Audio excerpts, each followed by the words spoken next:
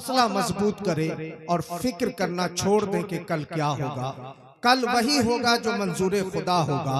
हम नहीं थे तब भी खुदा था, हम नहीं होंगे तब भी खुदा होगा। हमारे रहने न रहने से कोई फर्क नहीं पड़ता। इस दुनिया का सारा कंट्रोल अल्लाह तबारक व तआला के कब्जे में है।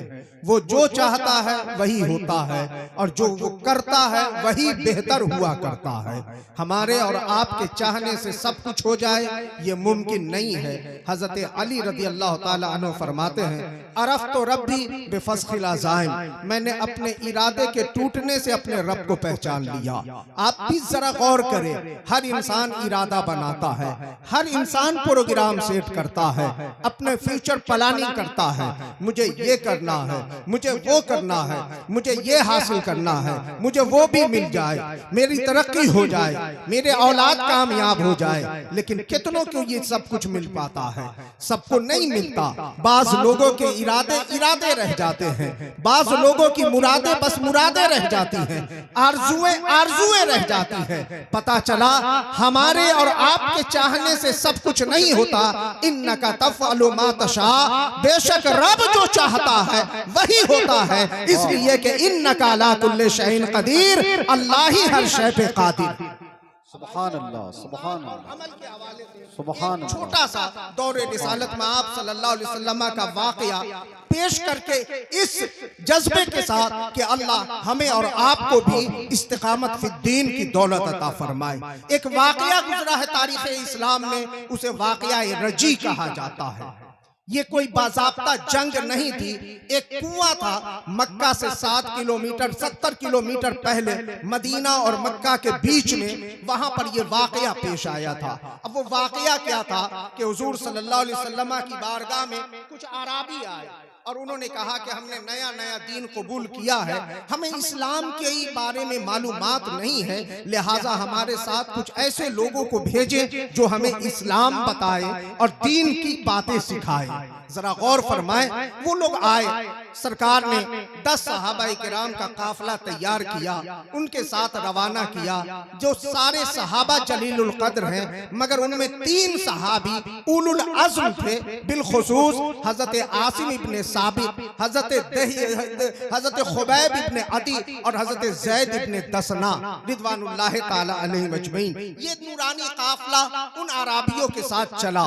छोटे सी जमात थी, 10 लोग किस लिए निकले थे?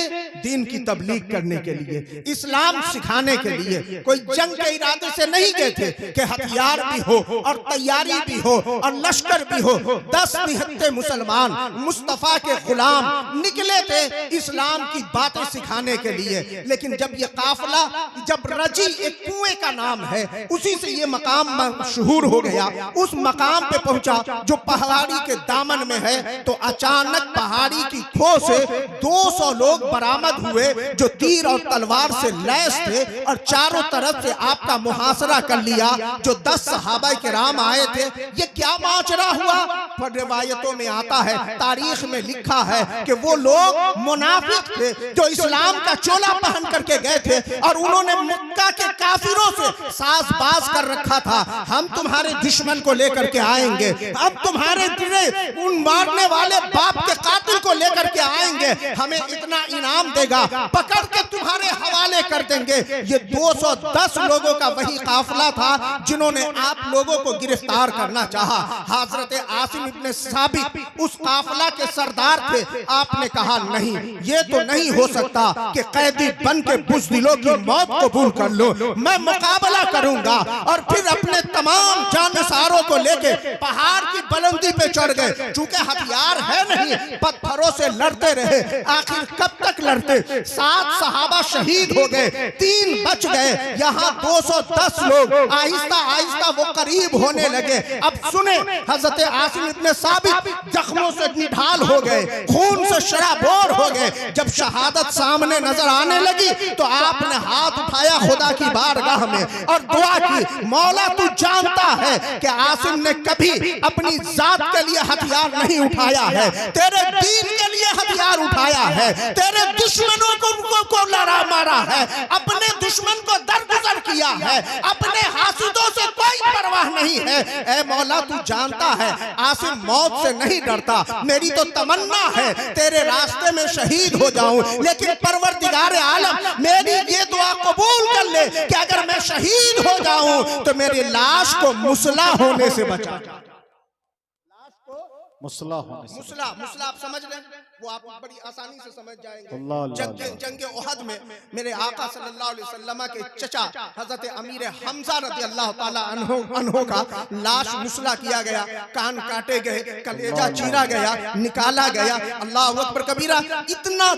इतनी तकलीफ दी गई मेरे आका को हजरत अमीर हमजा की शहादत से कि मेरे आका की आंखें अश्कबार रहा करती थी, यहाँ तक कि हजरत अमीर हमजा को बर्छी मारने वाला वहशी रज़ी अल्लाह ताला अन्हु जब मुसलमान हुआ, हुजूर ने कहा गलती तो माफ करता हूँ मगर दोबारा मेरे सामने नहीं आना, इसलिए कि जब तू सामने आता है तो चचा का चाक किया हुआ जिगर याद आ जाता।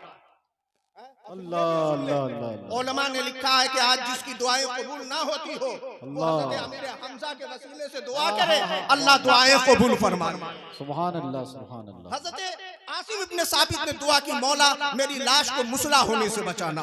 क्या मतलब? सुने, रिवायत है कि मक्का की एक मुशरिका औरत थी और उसने मन्नत मानी थी और उसने ऐलान किया था मेरे बाप और भाई के मारने वाले आसिम का जो गला ला करके देगा उसे इनाम में मैं 100 ऊंट दूंगी, और मैं मन्नत मानती हूँ कि मेरे बाप और भाई के कातिल का सर मिल जाए तो उसकी खोपड़ी को खाली करके उसमें शराब डाल के पीऊंगी। अल्लाह अकबर कबीरा।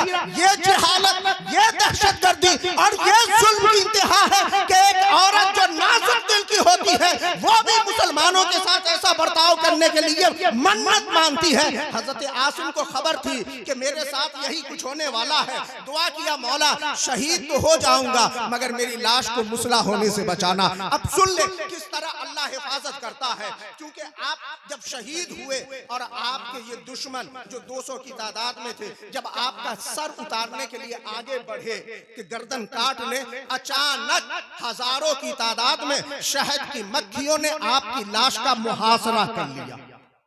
शहद की मक्खियों ने मुहासरा कर लिया। अब शहद की एक मक्खी से तो इंसान बच नहीं पाता है कि नहीं? वहां हजारों, ये जब बढ़ते आ गए तो मक्खियां हमलावर होती, ये पीछे हट गए।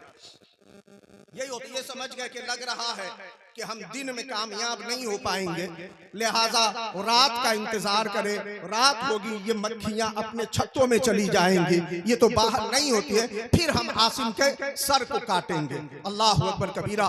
रात हो उससे पहले आसमान पे इतना बादल छाया और जम के इतना पानी बरसा कि पहाड़ से बारिश का रेला आया और वो रेला सिर्फ मिट्टी और पत्थर नहीं बहा रहा था, हजरत आसिम की लाश मुबारक को भी बहा करके ना जाने कहां ले गया। ये वाकया सुनाने का मकसद ये है कि वो खुदा जो अपने बंदे की लाश की हिफाजत कर सकता है, वो खुदा जो अपने घर की अबाबीलों के जरिए से हिफाजत कर सकता है, वो खुदा जो अपने महबूब की। पढ़ा क्यों नहीं?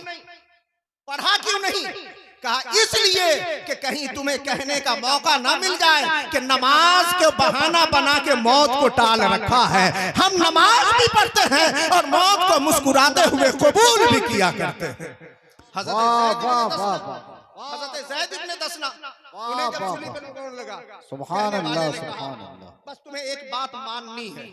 आज लोग मानने के लिए बोले छोड़ो ना, हटा ना, मान लो ना, सब ठीक है। नहीं मेरे भाई, ऐसा नहीं चलता है। मोम और पत्थर दोनों बराबर कैसे हो सकते हैं? दिन और रात दोनों बराबर कैसे हो सकते हैं? हक और बातिल बराबर कैसे हो सकते हैं? नबी की अजमत और नबी की तौहीन करने वाला बराबर कैसे हो सकता है? कुफ्र बकने वाला और अल्लाह की पाकी बोलने वाला बराबर कैसे हो सकता है? शिर्क करने वाला और अल्लाह की बारगाह में सर झुकाने वाला, ये दोनों बराबर कैसे हो सकता है? एक शराबी और एक नमाजी कैसे बराबर हो सकता है? एक अनपढ़ और पढ़ा हुआ कैसे बराबर हो सकता है? इसी तरह अरे नबी और उम्मती भला कैसे बराबर हो सकते हैं? वाह वाह वाह, कदम शान है ये, इंसान नहीं इंसान, वो इंसान है ये। कुरान तो ईमान बताता है इन्हें, ईमान ये कहता है मेरी जान है ये।